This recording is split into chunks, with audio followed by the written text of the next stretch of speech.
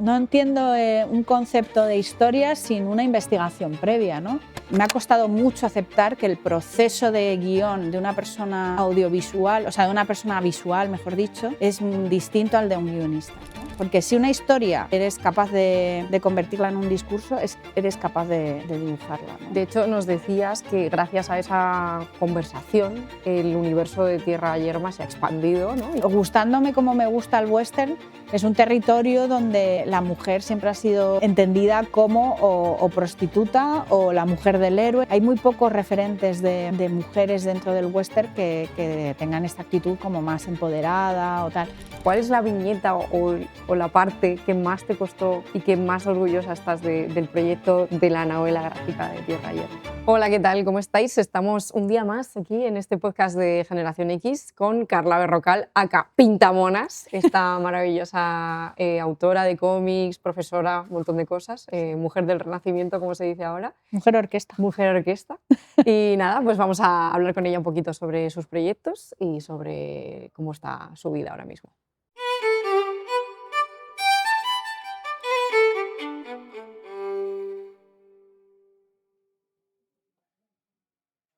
Hola, ¿qué tal, Carla? ¿Cómo estás?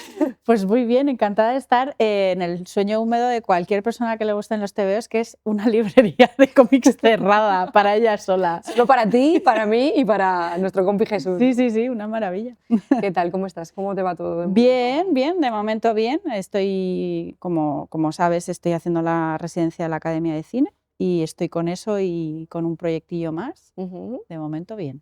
¿Te gusta la experiencia que estás teniendo ahí en entornos digitales, un poco saliendo del clásico tradicional del cómic? Pues la verdad es que todo lo que es salir al cine y entrar en un ambiente totalmente distinto como es el audiovisual es muy interesante porque, para empezar, son proyectos muy distintos, ¿no? No es lo mismo hacer una serie que hacer un cómic, no es la misma cantidad de dinero y eso es fundamental, ¿no? Te das cuenta que el audiovisual maneja una cantidad de dinero que en el cómic es súper precario, ¿no? Pero luego, por otro lado, también creo que hay cosas como interesantes, ¿no? Me ha resultado muy atractivo el trabajo tan colectivo que se hace en los entornos audiovisuales, ¿no? Como que no estás tú sola todo el rato con tu proyecto, que es una cosa como más de la historieta, ¿no?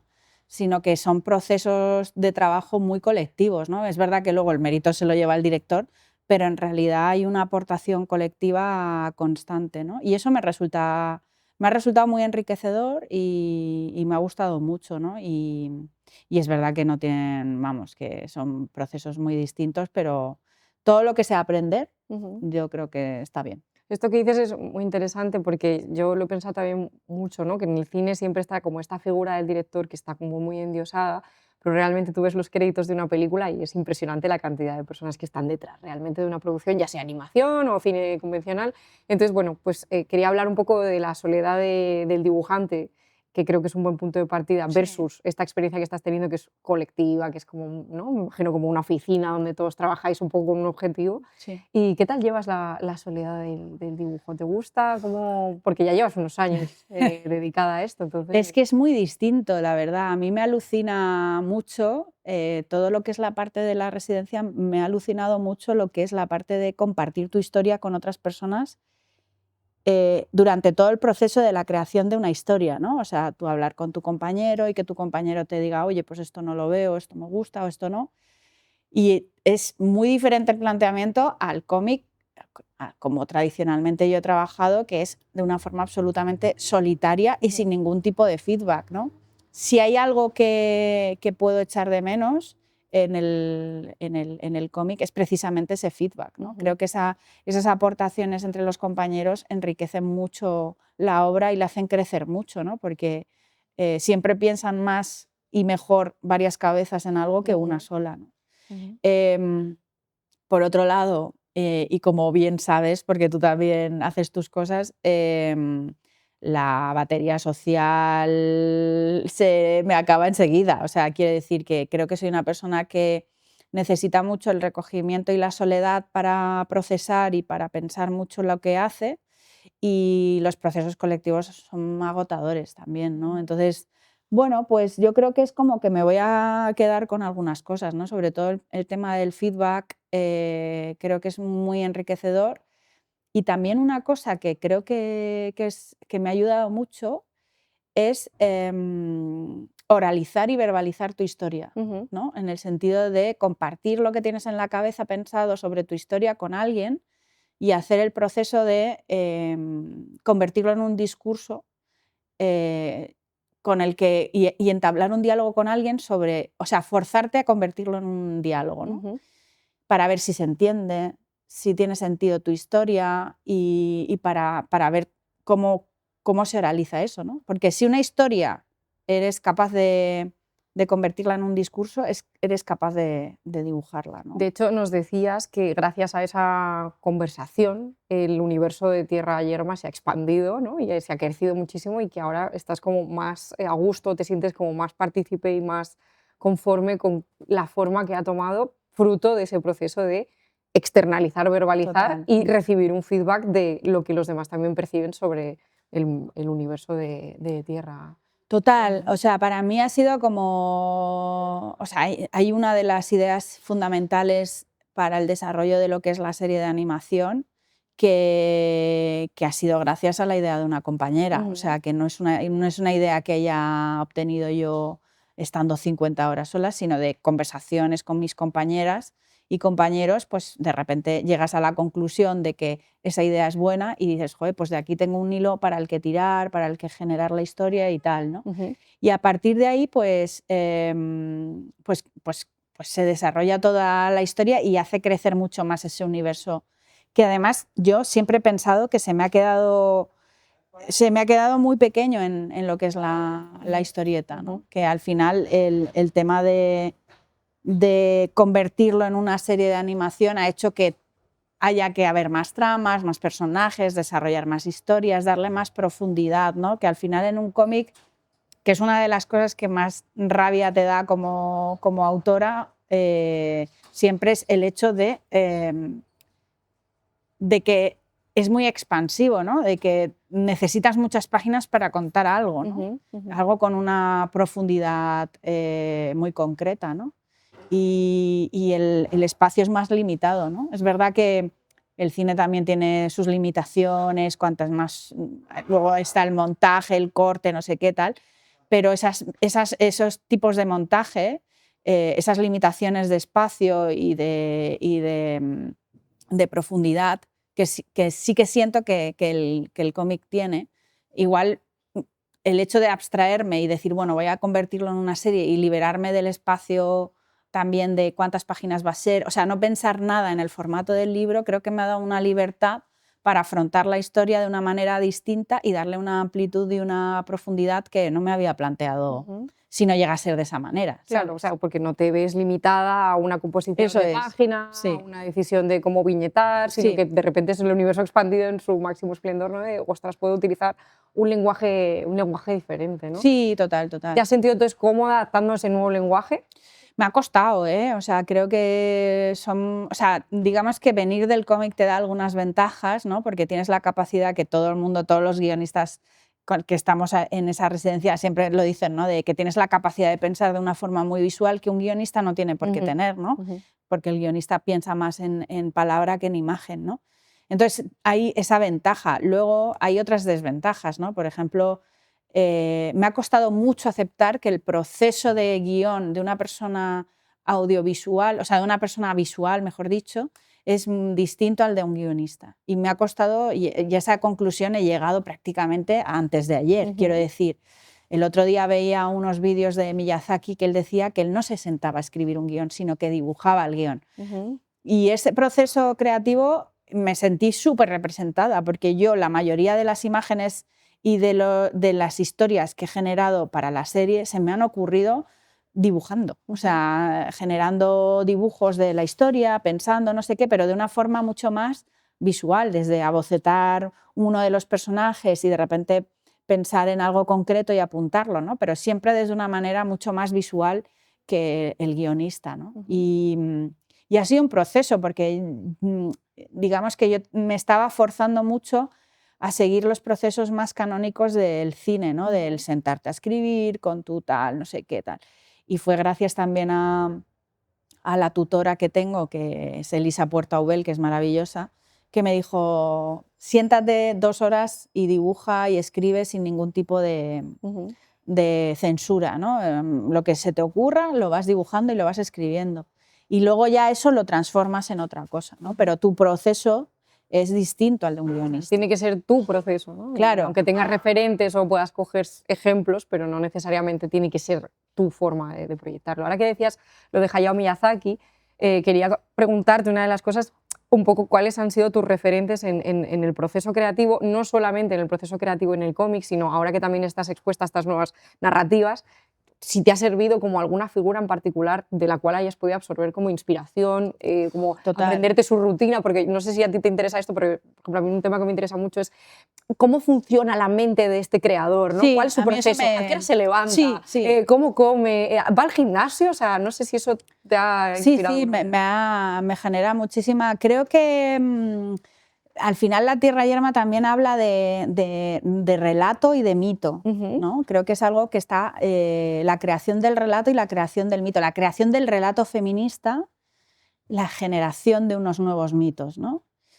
Me interesa mogollón la antropología y muchas de las ideas que tomo las tomo de cosas, de ritos y de cosas que veo en temas de antropología. Pero sin lugar a dudas, creo que hay 2 autores que últimamente además me están obsesionando muchísimo, que son Hayao Miyazaki y Tolkien. Ah, mira, Tolkien. Tolkien por su universo, creo que hay... Creo que hay una cosa que me gusta de él y es la generación de un universo propio. O sea, creo que fue uno de los primeros en generar un universo propio y eso me interesa mucho y me interesa llevarlo concretamente hacia el terreno de generar un universo propio donde la mujer sea protagónica, ¿no? Porque es verdad que pues no deja de, aunque tenemos a Eowyn, que es un personaje maravilloso, pero no deja de ser un territorio habitado única y exclusivamente por hombres, ¿no? Entonces, me interesa mucho esa capacidad que tiene Tolkien de generar relato dentro del relato, de generar un universo y expandirlo, y me resulta como muy, muy hermanado con lo que yo quiero hacer.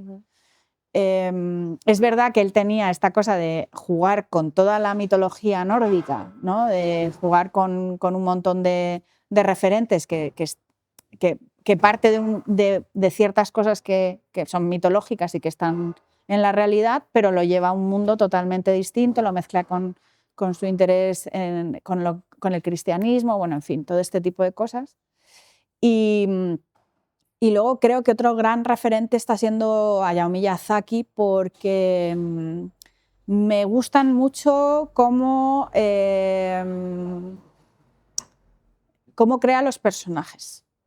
Creo que tiene unos personajes tremendamente humanos y eso me genera muchísima similitud con lo que quiero hacer. Tremendamente humanos y tremendamente imperfectos en algunos casos. Total, ¿no? sí. Y como muy reales, ¿no? Sí. Como que se sienten reales. Son personajes Sí. que los que puedes empatizar, con los que puedes estar en disconforme, con los que puedes... A mí hay un personaje que es, sale en La princesa Mononoke, Lady Urashi. Sí. Es increíble, es un personaje que por un lado es despreciable porque bueno, es muy arrogante, es muy ambiciosa, pero por otro lado es un personaje femenino muy potente, o sea, tiene personajes muy contradictorios que son, yo creo que muy enriquecedores, ¿no? O sea, me parece un buen... Sí, total, es que además me encantó porque yo creo que hemos visto la misma publicación de Instagram porque hacían una comparación como de todos estos grises que al final encarna este personaje, ¿no? De que por un lado ayuda a las prostitutas y a los leprosos y por otro lado está acabando con la naturaleza. Una capitalista total, sí. despiadada. Sí, además que Miyazaki también tiene esta cosa que me interesa mucho, que es lo político, que es una persona tremendamente política, ¿no? Y bueno, me gusta sobre todo eso, cómo encarna a los personajes femeninos, cómo les dota por ejemplo, el personaje de Náusica me encanta, o sea, me parece como o sea, es como esta sensación como de historias de la única cuerda en un mundo de locos, ¿no? Eso me gusta mucho, porque el personaje de Náusica lo tiene, ¿no? Es como la esperanza y la bondad y la empatía en un mundo en el que parece que ya no hay espacio para ese tipo de personajes, ¿no? De personas. Y la verdad es que últimamente me interesa mucho Miyazaki, tengo mucho interés por leerle, por verle y por analizarle un poco, ¿no? Desde una perspectiva un poco más personal y ver cómo puedo yo combinar todo eso dentro de mi propio universo. ¿Y crees que estos, bueno, por lo que me dices, son como dos referentes que probablemente ya formaban parte de tu conciencia creativa, pero que ahora se han convertido como en pilares fundamentales o interesantes a la hora de construir esta nueva versión de Tierra Yerma con otro lenguaje, en otro formato, porque ellos se dedican, sobre todo Hayao Miyazaki se dedica al cine Sí, a la animado. animación, sí. Entonces entiendo que por ahí están ellos. No sé si te ha costado encontrar referentes femeninos dentro de... Porque claro, en el ámbito del cómic, afortunadamente, y con el pasar de los años, ya hay muchas más figuras, de hecho cada vez hay más representación, hay más reconocimiento también, pero no sé si en el mundo del cine y de la animación existe también esta especie de separación en la que hay muchos referentes masculinos, pero cuesta más encontrar a referentes femeninos, creadoras, directoras. Pues la verdad, siendo muy sincera, absolutamente sí. O sea, yo todos los referentes que tengo ahora mismo son más bien masculinos, ¿no? Sí que es verdad que he hecho como el ejercicio de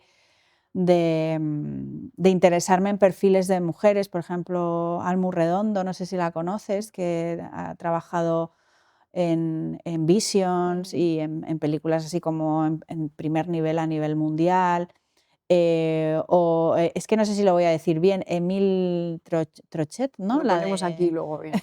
La de Samuel, la serie de Sí, Samuel, ¿no? sí, sí. Me parecen dos grandísimos referentes. De hecho, con Emile me encantaría en algún momento poder conocerla o poder compartir con ella, porque me parece una persona tremendamente interesante. De hecho, ahora ha hecho una adaptación gráfica. Sí. O sea, ha hecho un poco el proceso Al a la revés. inversa, lo cual es Sí, muy interesante. sí. Ella acaba de publicar aquí en castellano una novela Sí. en la que trae sus animaciones al mundo del cómic, ¿no? De hecho, Total. no hay viñetas, es como un lenguaje como híbrido, porque, bueno, pues sigue siendo un cómic, pero es verdad que no utiliza como los mecanismos de construcción de viñetado, de tal, como que es un poco, difiere de lo normal, ¿no? Como de lo... Sí, total. O sea, a mí o sea, es interesante cómo en estos mundos que ahora se habla mucho de lo transmedia, ¿no? Que de hecho el proyecto de La Tierra Yerma inicialmente era una cosa transmedia, ¿no? Esta cosa como de que una cosa se convierte en otra y luego en otra.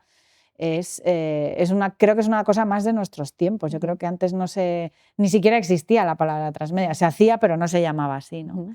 Pero sí, lo de pasar del cine a una adaptación también siempre ha existido, ¿no? A mí ella me resulta muy interesante, ya te digo, a nivel como de vanguardia, a nivel de animación, de hacer cosas un poco experimentales y extrañas, hacer una serie en blanco y negro, con forma de garabato, de unos niños adolescentes, o sea, no me parece una cosa como que en un principio un productor dijera, toma mi dinero, ¿no? Creo que es una apuesta muy concreta y muy arriesgada y me resulta como que a mí también me resulta curioso o difícil la idea de vender el proyecto porque es una serie protagonizada solo por mujeres, con perspectiva queer, fantástica. O sea, quiero decir, creo que hay un montón de elementos que no me da la sensación de que sea un producto fácil. De hecho, o sea, podríamos enmarcarlo, bueno, no sé si sería el término, pero un poco en el underground, porque al final es como, ¿no? O sea, no tiene un lenguaje a priori pensado para lo comercial, sino que es como ella, creo que utilizando también las redes sociales, que esto es muy interesante, porque te abren una puerta de que lo que a priori no es comercial pueda generar un interés en un público que, pues a lo mejor el público de repente que no es el consumidor habitual de novelas gráficas, pero encuentra que se siente identificado con los personajes, con el discurso, con el relato, con lo queer. Entonces, supongo que es un poco el proceso, ¿no? De yo voy a hacer que mi comunidad me encuentre y quieran apostar porque ese reducto tenga una contraparte visual, tenga realmente una serie o un cómic que pueda representar lo que a estas personas les interesa. y no que parta desde lo editorial o desde directamente la total. inversión comercial, ¿no? Sino Sí. que sea como, yo voy a hacer que te des cuenta de que hay un nicho aquí que quizá pues, tenga interés, ¿no? en mi Sí, producto. total. O sea, creo que es un proyecto que nace más de lo autoral que desde lo editorial, ¿no? Pero también, si hablamos de cómic, ¿qué proyectos tienen una forma mainstream? Creo que, Claro, sí. y si hablamos además del cómic en España, creo que habría que ver qué es exactamente lo mainstream, porque a mí lo Claro. mainstream creo que es única y exclusivamente el manga, ¿no? O sea, es verdad que luego tenemos casos como el de Paco Roca, cosas como muy concretas, ¿no? Pero en un principio sí que tiene este carácter más autoral. O sea, yo siempre pienso que desde lo local puedes llegar que desde lo pequeño puedes llegar a lo grande, ¿no? Puedes llegar a un público masivo a través de historias pequeñas, ¿no?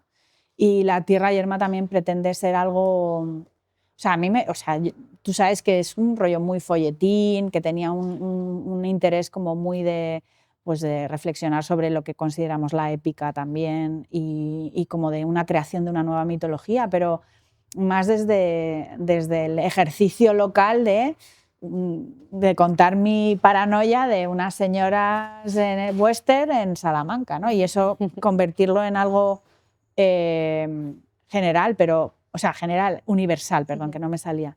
Pero es que creo que, bueno, todas las historias en general, igual me disperso un poco, ¿no? Pero todas las historias siempre parten de algo pequeño para ser universales, ¿no? Y creo que ese es el camino. Y además en un mundo en donde cada vez todo se parece demasiado a Sí, todo, sí. encontrar respuestas en lo local me parece una decisión tremendamente acertada. Es decir, volver al pueblo, volver a lo rural, volver al folclore, volver a lo que nos da nuestra propia identidad, me parece una respuesta a un mundo que cada vez todo se parece más a todo, ¿sabes? De hecho, bueno, es una respuesta que se está dando en el contexto social y que tiene mucho sentido que refleje también la parte creativa o la parte artística, ¿no? Como esa necesidad de volver otra vez a los orígenes. A mí me hace en este sentido también plantearme esta tendencia ahora que hay como a reeditar todos los teos clásicos otra vez, ¿no?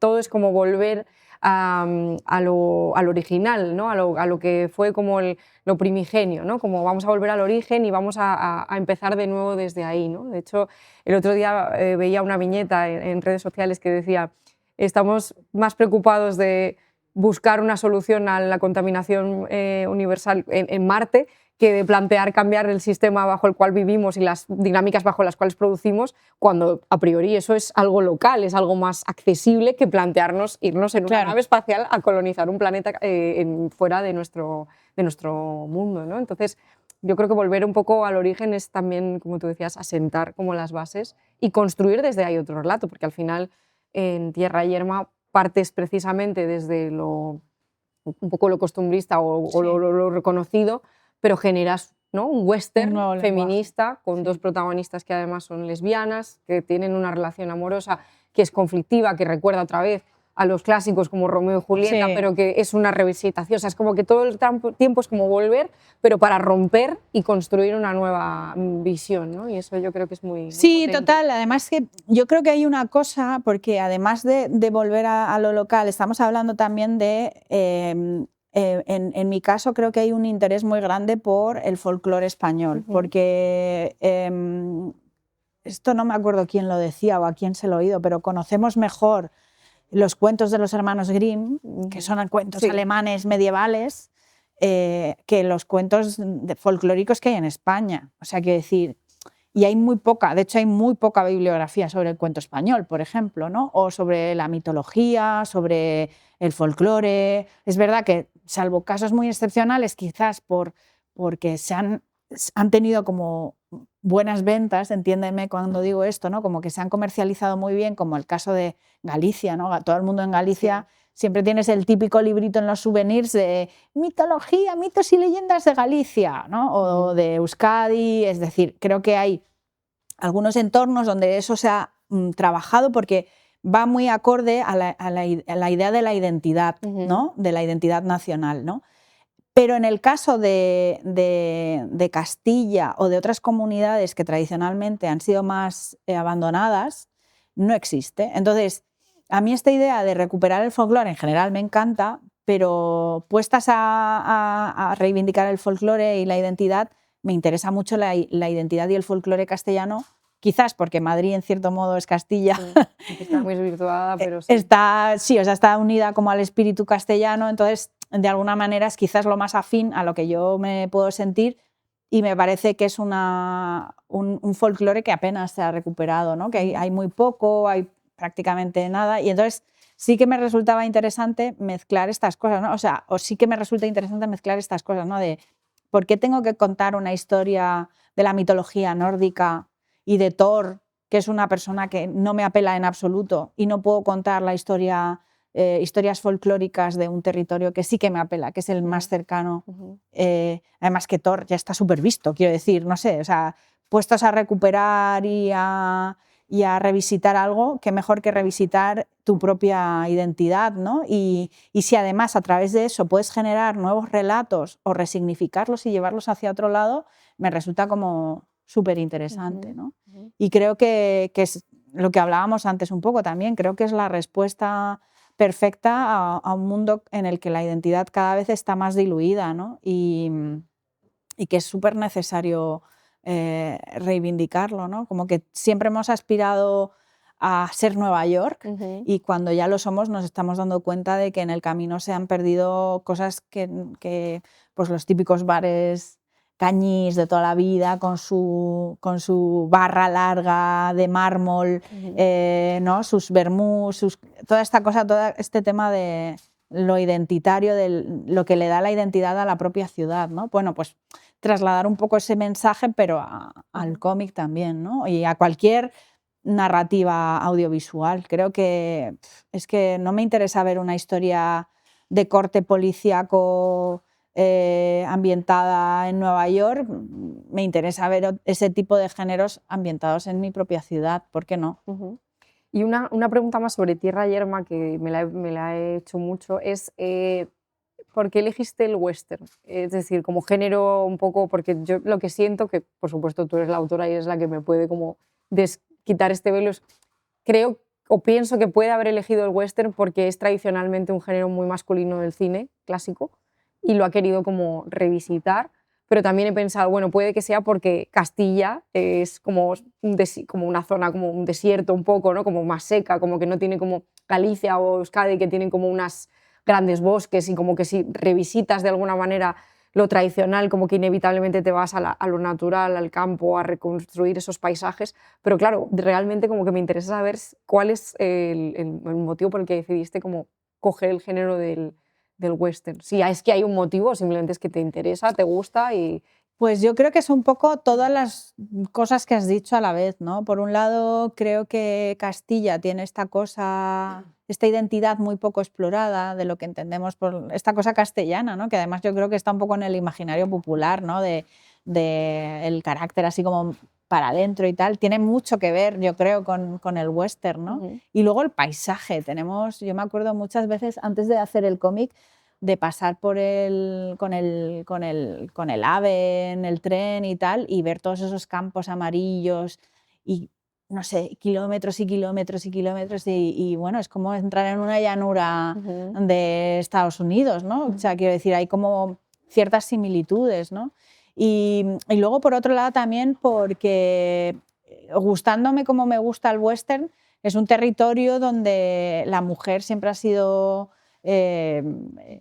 de alguna manera entendida como o prostituta o la mujer del héroe que espera pacientemente pasivo, ¿no? En la casa, y no sé qué, ¿no? Hay muy pocos referentes de mujeres dentro del western que tengan esta actitud como más empoderada o tal, que sí que me viene a la mente personajes como María Félix, que tiene una película maravillosa que te recomiendo, se llama Doña Bárbara.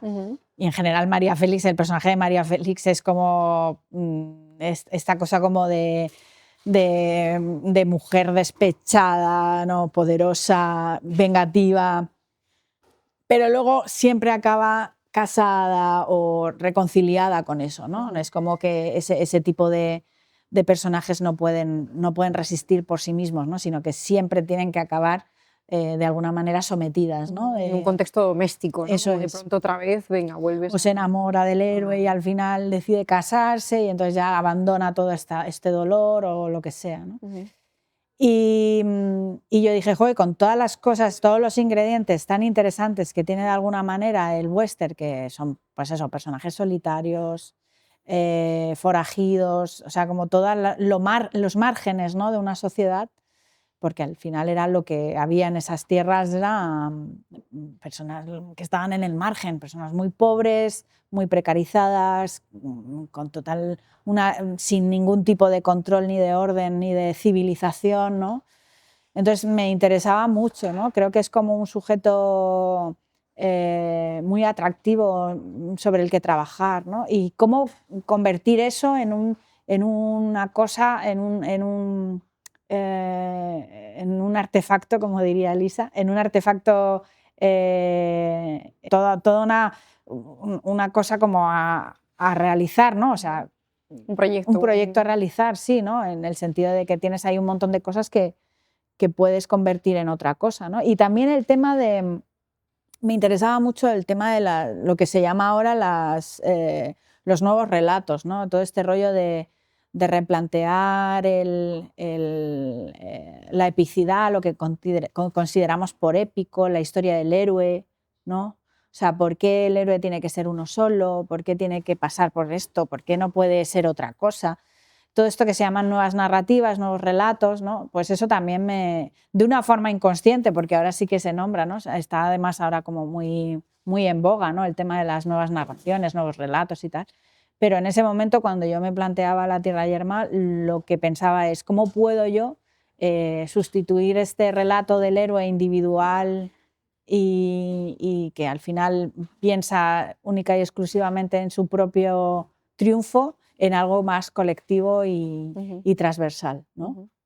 Y vamos a pasar un poco a lo técnico, un par de preguntas que me gustaría hacerte y es, ¿cuál es la viñeta o la parte que más te costó y que más orgullosa estás del proyecto de la novela gráfica de Tierra Yerma? O quizá es Doña Concha donde más cómoda te sientes, o en una de las obras anteriores que publicaste bajo el sello de Dibux, o no sé, o sea, como, ¿cuál dirías que es tu...? Pues la verdad, siempre yo creo que son las últimas, ¿no? Sí, ¿no? O sea, porque tienes esta cosa como me siento más identificada, ¿no? Sí, ¿no? Y aparte que tienes esta cosa como un poco de vergüencita, ¿no? Cuando yo veo páginas del Brujo, con todo el cariño que le tengo, no deja de darme un poco de pudor. Del H, cosas. como dicen. Del H, sí.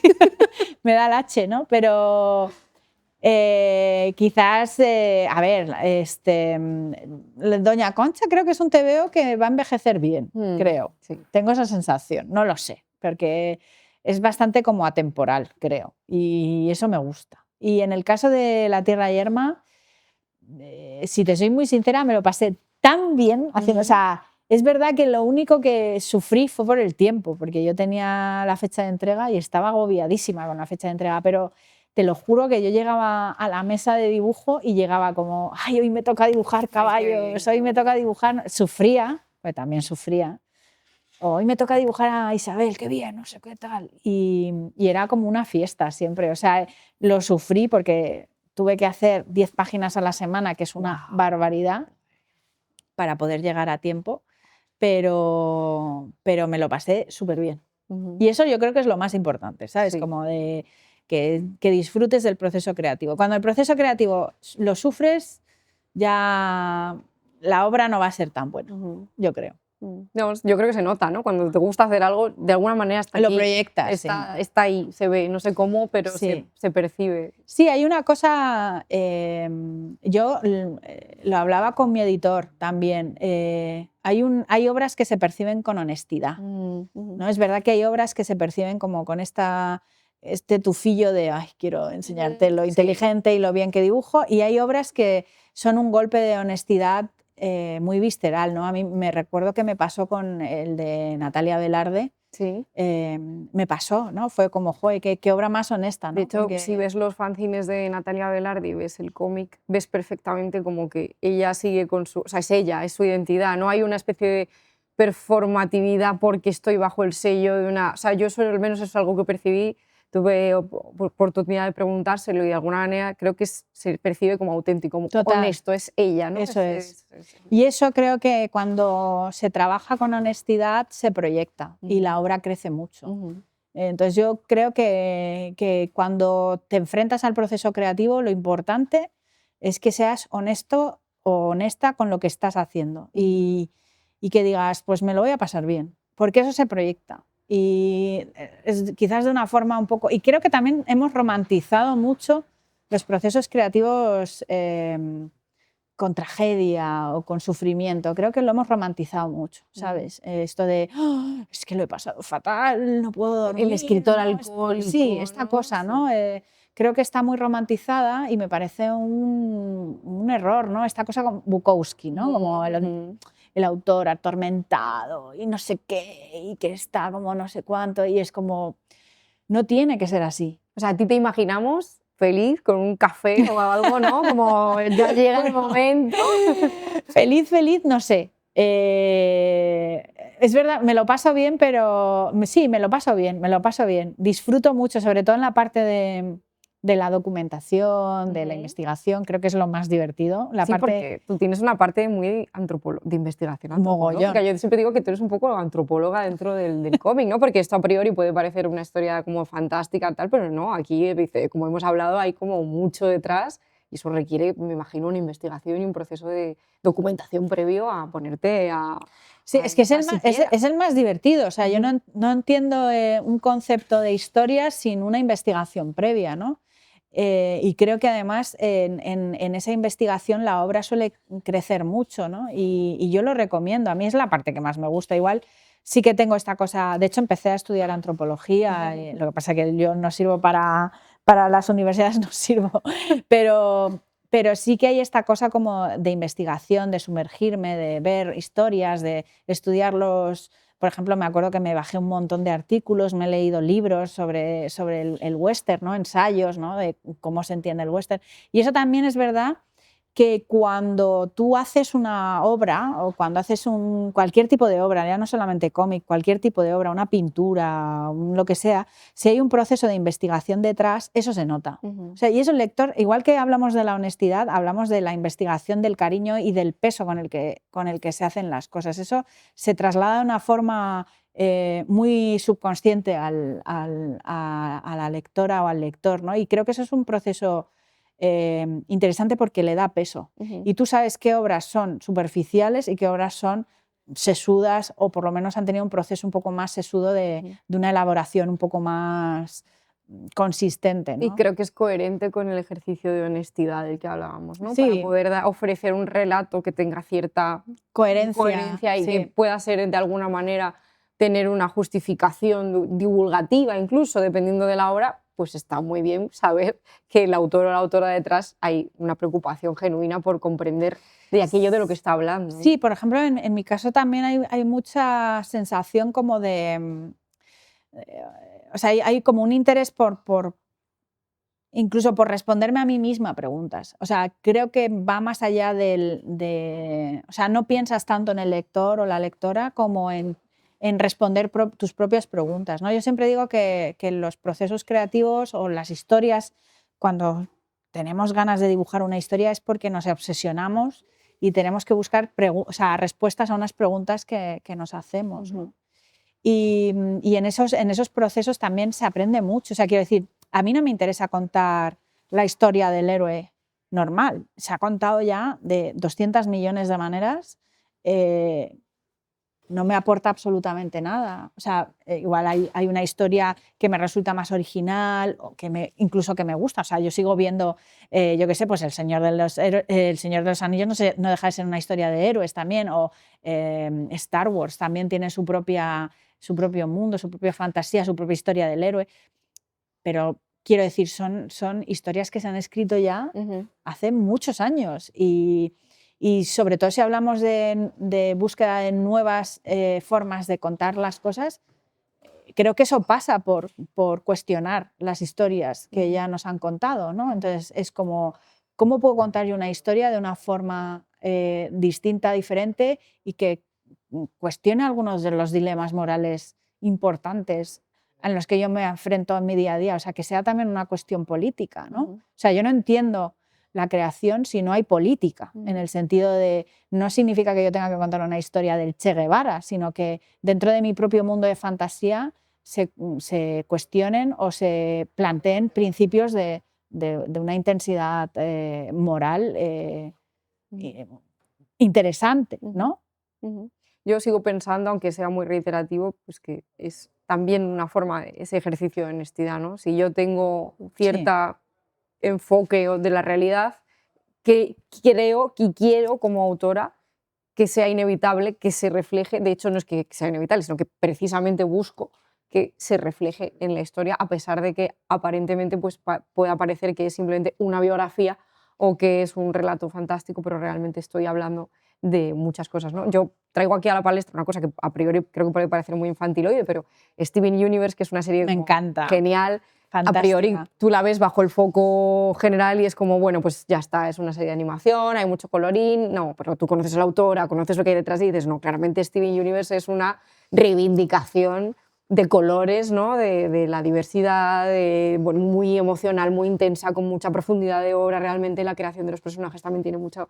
Entonces, a veces es sorprendente cómo algo que puede parecer o que se puede leer como naif, realmente una vez lo abres y lo consumes te das cuenta Sí, yo creo que de eso, que no lo es. además, creo que pasa de una forma muy injusta con las obras de carácter infantil y Sí, juvenil. juvenil. Creo que son juzgadas con muchísima dureza, que es un poco en la perspectiva que teníamos del cómic antiguamente, ¿no? Esta cosa como para niños, ¿no? Y luego nos quisimos hacer, ¿cómo se dice?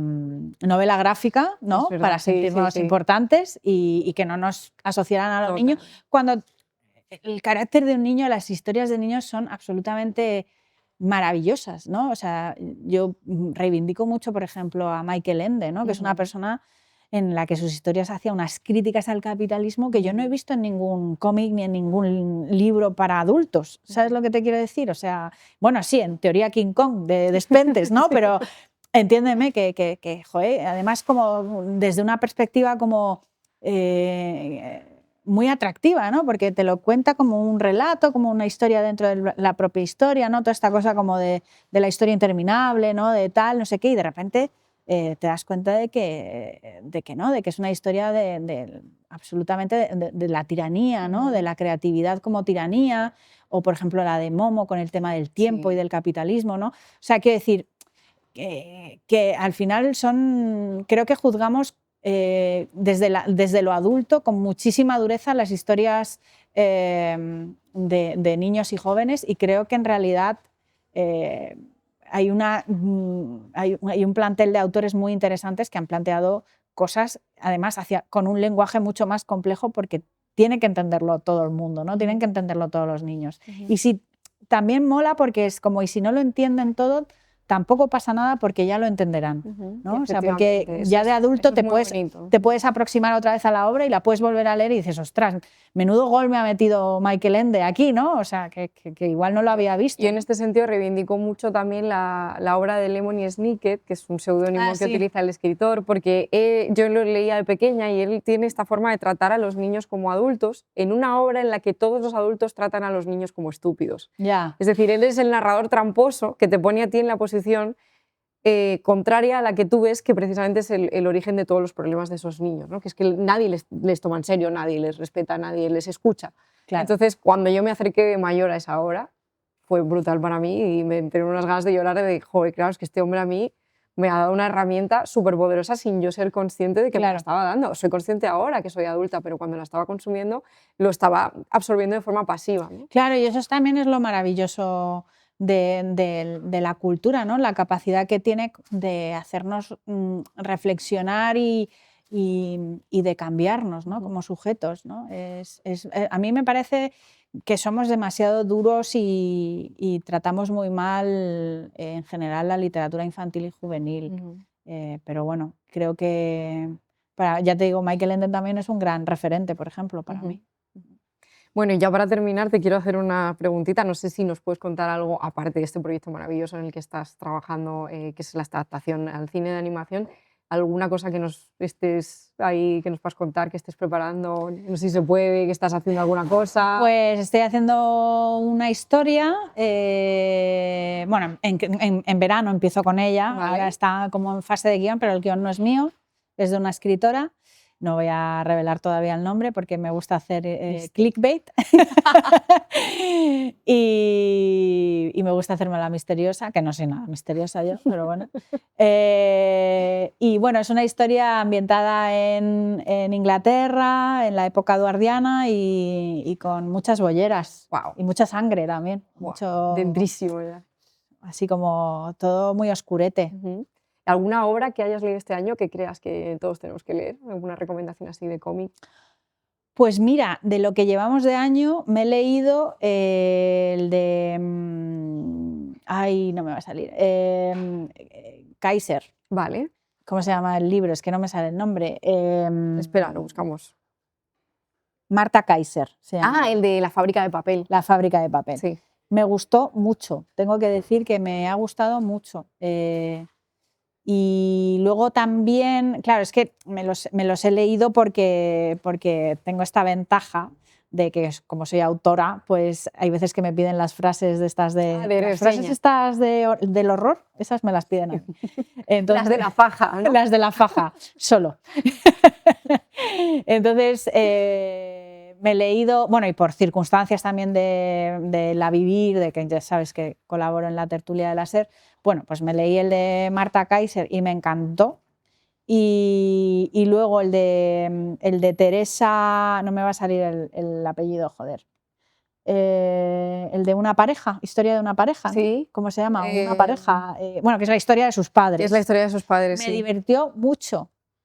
¿Dos personas de Teresa Ferreiro era? Ese. De ese. Sí, Dos personas de Teresa Ferreiro me gustó mucho también, ahora sale ahora, y me enganchó muchísimo. O sea, fue como que no podía parar de leerlo. Me gustó, me ha entretenido, que es lo que mola, ¿no? También como de los cómics, ¿no? Que de repente te enganche y tires para adelante. Y son los dos últimos que me he leído, así de ahora, porque no es, ya sabes que no es mi especialidad, que yo siempre consumo mundo viejuno. Wonder Woman, clásicos. Bueno, sí, y... ¿Alguna grapa que te estés haciendo de Panini? Wonder Woman. Vale. Wonder Woman. Por favor, Absolute Wonder Woman. Que todo el mundo recomendadísima. Es verdad que a mí me sorprendió, me la leí por ti, porque todo el mundo me la está recomendando, pero ya un día vino Carla y dijo, tienes que leer Wonder Woman. Absolute Wonder Woman me parece lo mejor que se está haciendo. Bueno, tampoco es que yo lea muchísimo cómic americano, pero tengo que decir que me llamó la atención. Yo siempre pico mucho por el dibujo. Yo soy team dibujo siempre. Sí. Que luego hay tremendos coñazos con muy buen dibujo, también hay que decir esto. Pero siempre pico un poco por el dibujo, por el que me llame la atención o lo que sea. Y empecé a leer, o sea, vi el dibujo es que el dibujo de esta persona, no me acuerdo ahora del nombre del autor, pero del Absolute Wonder Woman es que es una delicia, que es como con todos los detallitos, las líneas y no sé qué, como que da mucho gusto. Y dije, dije, me lo voy a comprar, pero con perdón, me voy a cagar en todo porque es que no me va a gustar, porque sabiendo cómo son las historias de Estados Unidos, no sé qué, yo sé que, bueno, no me iba a gustar. Y de repente fue como el meme de Batman con Robin, de ¡pah! Pues igual, yo dije... De repente, nuevas narrativas, Claro, es que me pareció un total, nuevas narrativas, nuevas mitologías, o sea, coger al personaje y darle una aura totalmente distinta, donde los señores... Yo la haría más lesbiana, pero esto ya es por mí. En ¿no? Tierra Muerta es un poco más lesbiana, yo creo. Pues es como más... Me queda en el 7. De hecho, vengo a comprar a refill. Sí, pero yo la haría más lesbiana. Creo que hay como mucho miedo en... ¿No hiciste una Wonder Woman? Pero que fue una portada de un libro, me acuerdo, sí, ¿no? Que el de Lisa McCausland. Sí. Y dije, me encantaría ver una Wonder Woman de Carla Berrocal. Entonces pues mira, Julián Clemente, por favor. Señores de Marvel, contrátenme. Habla a la cámara, habla a la cámara. De Marvel no, maricón, de DC. Ese es mi conocimiento del cómic americano.